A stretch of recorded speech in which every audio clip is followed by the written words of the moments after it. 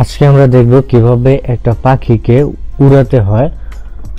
একটা পাখিকে উড়ানোর জন্য কি কাজ করতে হয় সেটা আমরা আজকে দেখব। তার জন্য আমি এখানে একটা পাখি নিয়েছি। এই পাখিটাকে আমি গ্রাফিকে কনভার্ট করে নিয়েছি এবং এই গ্রাফিকের ভিতরে আমার এখানে বেশ কিছু লেয়ার আছে। এখানে প্রায় 6টা লেয়ার আছে, আলাদা আলাদা ডানা এবং লেজ, পা এবং বডিটাকে আমি আলাদা করে এখানে সাজিয়ে নিয়েছি।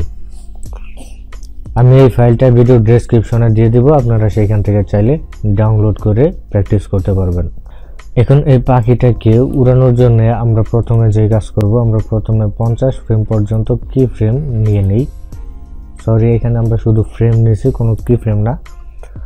তো এখন আমরা 10 ফ্রেমে চলে আসব। 10 ফ্রেমে চলে এসে আমরা এখানে একটা কি ফ্রেম দিব এবং 15 ফ্রেম কিংবা 16-17 ফ্রেমে আমরা কি ফ্রেম নিতে পারি।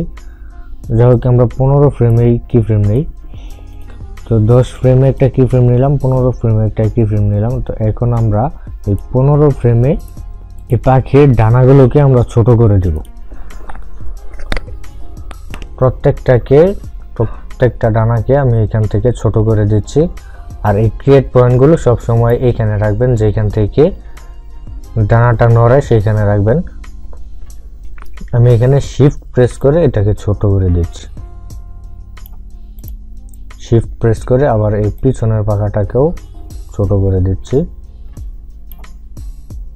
এটাকে একটু ছোট করে দিলাম এবং এই পুরো পাখিটাকে সিলেক্ট করব ডানা দুটো ছাড়া এবং এটাকে আমরা দুইবার উপরের দিকে উঠিয়ে দেব। আপনি চাইলে এই পাখাটাকে একটু নিচে নামিয়ে দিতে পারেন, দুইটাকে একটু নিচে নামিয়ে দিই। আর যেহেতু আমাদের এখানে লেজ এবং পা আলাদা আছে, সেক্ষেত্রে আপনার লেজটাকেও একটু নাড়িয়ে দেন, তবে এটাকে রিয়েলিস্টিক মনে হবে। আর এই পাটাকে আমরা একটু এদিকে করে দিই।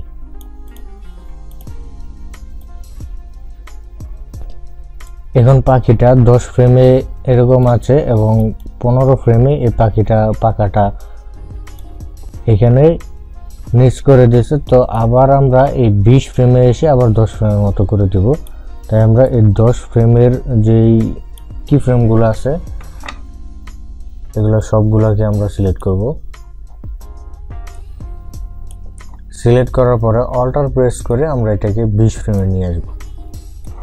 তাহলে যে এখানে পাখিটা পাখা উঠাচ্ছে, আবার এখানে নামাচ্ছে, আবার এখানে উঠাচ্ছে। আবার 25 ফ্রেমে আমরা পাখিটার ডানাগুলো আবার নিচের দিকে নামিয়ে দেব। অল্ট প্রেস করে 25 ফ্রেমে নিয়ে গেলাম। এখন যদি আমি এই সবগুলোতে ক্লাসিক টুইন দিয়ে দিই আর এখানে যদি আমি লুপ প্লে দেই, তাহলে দেখতে পারবেন পাখিটা উঠছে। তো খুব দ্রুত হয়ে গেছে। তো আমাদের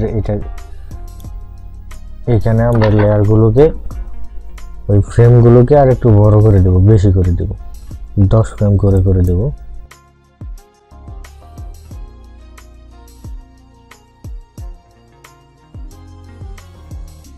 প্রথমে আমাদের পাখির ডানাগুলো উপরে ছিল, তাই আমরা লাস্টের দিকেও উপরে রেখে দেব। আমরা এটাকে আবার কপি করব,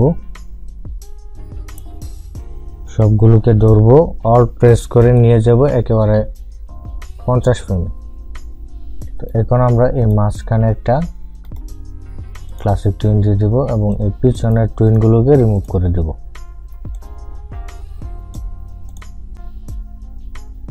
এখন এই যে দেখতে পাচ্ছেন পাখিটা খুব সুন্দরভাবে উঠছে।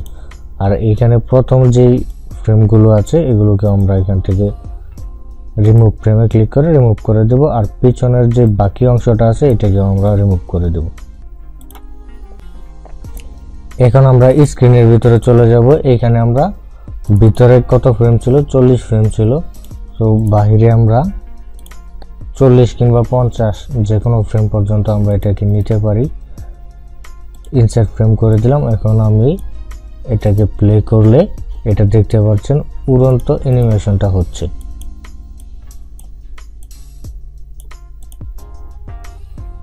তো এখন আপনি এটাকে যেখানে সেখানে ইচ্ছা নাড়াতে চাড়াতে পারেন, সেখানেই এটা অ্যানিমেশন হবে।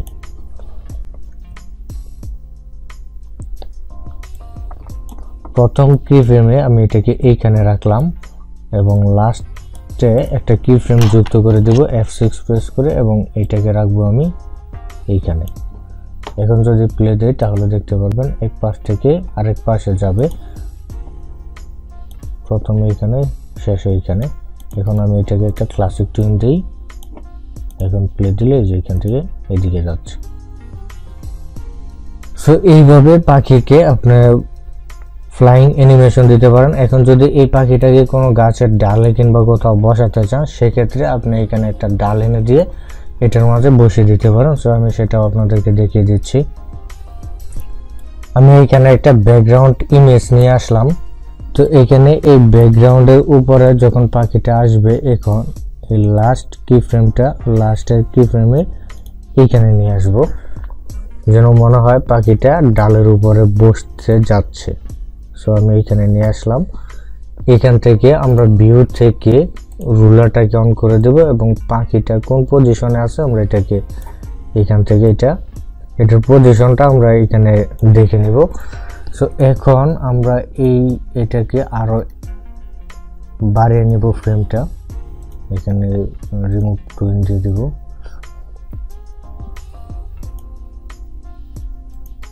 এই ফ্রেমটাকেও বাড়িয়ে দিই। তো এখন এই জায়গায় এসে পাখিটা এখানে বসে পড়বে, এই পাখিটা চলে যাবে, আরেকটা পাখি আমরা এখানে বসিয়ে দেব। তো এই পাখিটাকে আমরা কিভাবে বসিয়ে দেব সেটা হচ্ছে এইখান থেকে এই পরের কি ফ্রেমে আমরা F7 প্রেস করে দেব। F7 প্রেস করে দেওয়ার পরে আমাদের পাখির আরো লাইব্রেরি তৈরি করে নিতে হবে, বিভিন্ন স্টাইল পাখি তৈরি করে নিতে হবে। আমি এই ফাইলটাও ভিডিও ডেসক্রিপশনে দিয়ে দেবো, আপনারা সেখান থেকে ডাউনলোড করে নেবেন। এটাকে এখন আমরা এখান থেকে কপি করব এবং এই পেজে চলে এসে আমরা যে F7 প্রেস করেছিলাম, একটা ব্ল্যাঙ্ক কি ফ্রেম নিয়েছিলাম, এই কি ফ্রেমে এসে আমরা কন্ট্রোল বি দিয়ে পেস্ট করে দেব। পেস্ট করে দিয়ে আমাদের আগের যে পাখিটা ছিল, যে পজিশনে বসেছিল, আমরা সেই পজিশন মতো এটাকে রেখে দেব। সো হয়ে গেছে। এখন যদি আমরা এটাকে প্লে দিই তাহলে দেখতে পাবো পাখিটা উড়ে আসছিল, উড়ে এসে এখানে বসে বসে। এই পাখিটা যখন ডালে বসবে তখন এই পাখিটা আস্তে আস্তে ডালে বসবে, এই দিক থেকে উড়ে আসবে স্পিডে, কিন্তু বসার সময় পাখি আস্তে বসে, সেজন্য আমরা এই জায়গা থেকে আমরা পাখিটাকে স্লো করে দেব। এর জন্য আমরা এখানে একটা কি ফ্রেম নেব, আমরা মাঝখানে আরেকটা কি ফ্রেম নেই, এর মাঝখানে আমরা আরেকটা কি ফ্রেম নেব, তিনটা কি ফ্রেম নিলাম। এখন এখানে স্লো করার জন্য আমি এখান থেকে ফ্রেমটাকে একটু বাড়িয়ে দেব, এটাকে আরেকটু বাড়িয়ে দেব এবং এটাকে আরেকটু বাড়িয়ে দেব। এখন যদি আমরা প্লে দেই তাহলে দেখতে পাচ্ছি এইখানে এসে পাখিটা আস্তে করে উড়ছিল। এখানে যদি আমি লুপ দেই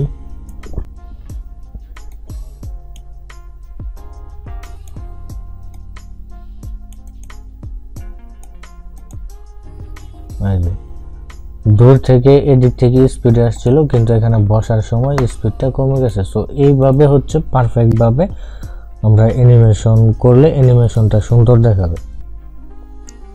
তো আশা করি কিভাবে পাখিকে অ্যানিমেশন করাতে হয় বুঝতে পারছেন। যদি ভিডিওটি ভালো লাগে অবশ্যই ভিডিওতে একটি লাইক করবেন এবং ভিডিওটি বন্ধুদের সাথে শেয়ার করবেন। কোনো প্রশ্ন থাকলে কিংবা ভিডিওটি কেমন লাগলো সেটি জানাতে কমেন্ট সেকশনে লিখতে পারেন এবং পরবর্তী ভিডিও পাওয়ার জন্য অবশ্যই চ্যানেলটিতে সাবস্ক্রাইব করে চ্যানেলের সাথে কানেক্টেড থাকবেন।